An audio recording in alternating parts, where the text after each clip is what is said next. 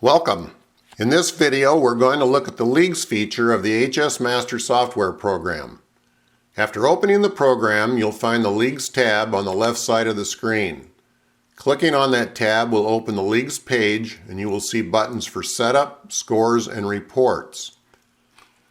We'll begin with Setup. You want to be sure that everyone who will be playing in your league is in the player profile. If not, enter them from the player profile page. I have an entire charter loaded and will select our league members from that. Back to the league setup. You can see that I've already created two leagues, one 40 shoe count all singles league and one 40 shoe singles cancellation league.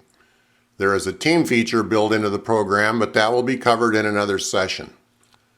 To enter a new league, you would complete the information in this top line.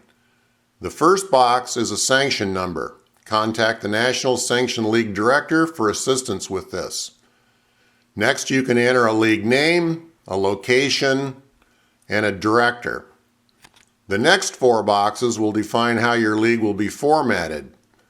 If you are not going to be applying handicaps, you put a 0 in the box. If you will be using handicaps, you enter this as a percentage number. You can see that the Count All League is using a 90% handicap, which is applied to the player's points averages. Next is the number of shoes per game, followed by a check box, checked for cancellation, unchecked for Count All. Last, you select singles play or team play. For this demonstration, we are using singles. You select the league you will be working on by double-clicking the small gray box to the left of the league name.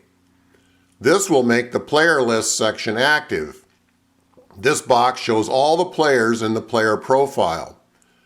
To add a player to your league, you double-click their name or highlight them and hit enter. Then they will appear in the small window in the lower right. When you have them all loaded, there is some additional information you can add. For our purposes, all our players are active and shown as checked. The starting average column is points. You can enter this if you know it, or you can simply leave this at 0. Same as with the other previous high game points and ringers columns. Again, this can be left at 0. A note here, while this program does not create a plain schedule for your league, it does maintain all your results, calculate individual stats and weekly handicaps, and maintains your league standings.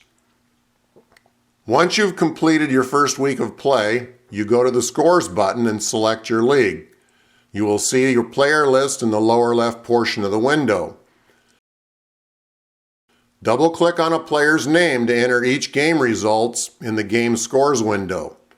Scrolling through each player here, you can see that we each played 3 games our first night. We've recorded all the point totals, ringers, and who won and who lost. One important thing to note here, these are scratch game scores, not with the handicap added to them. After each week of play, you come back here and keep adding to this list. After your league season is over, you can go to Reports. Again, make sure you have the correct league selected. There is an option here to select what you want your handicap based on. We are using Best Player. By default, reports will be placed in the HSMaster Data folder, which was created when you installed the program. You can change the file name if desired. This section will affect the way your standings are sorted and is primarily for leagues that use a team format. Since this is a singles format, we are using the Count Only Individual Records option. It is important that you use the Ascii Export option to create reports for the National League Director. These are small text files that can be attached to an email. You can create a membership report at the beginning of your league and a final stats report at the end. You can also print the reports for your own records. On a weekly basis, you can preview your league stats, export them to a file, or print them. You can also print a worksheet for the next league session.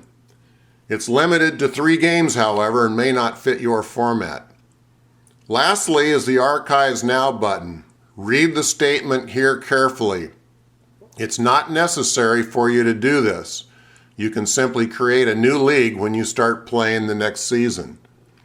That's it. Hope you find these videos helpful. Thanks for watching.